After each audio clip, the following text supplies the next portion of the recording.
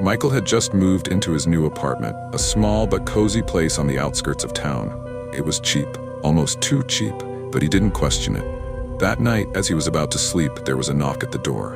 A slow, deliberate knock. He checked the peephole. No one was there. Maybe just his imagination. Ignoring it, he went to bed. But as he turned off the lights, the knocking resumed. This time, it was coming from inside his apartment. The next few nights, Michael heard footsteps in his living room. Soft, shuffling steps. But every time he checked, there was nothing there. He convinced himself it was just the old building settling.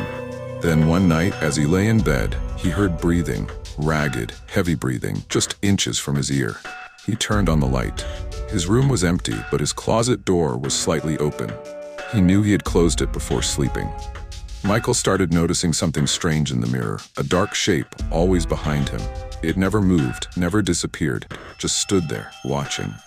One morning, he decided to test it. He lifted his hand, the reflection copied him. He tilted his head, the reflection did the same, but then he stopped moving. The reflection didn't. It smiled. Desperate, Michael set up cameras around his apartment. That night, as he reviewed the footage, his blood ran cold. The cameras caught something. A tall, thin figure standing beside his bed, watching him sleep.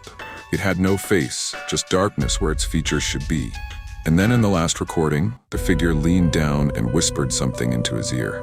He couldn't hear the words, but the next morning, something was carved into his bedroom wall. "She sees you." Michael packed his bags. He needed to leave. As he reached for the doorknob, the lights flickered. The air turned ice cold, and then he saw it. The figure standing in the doorway, smiling. The last thing he heard was a whisper. "You can't leave. You let me in." The door slammed shut. Michael was never seen again. His apartment remained empty. But neighbors say sometimes late at night, they hear knocking from inside.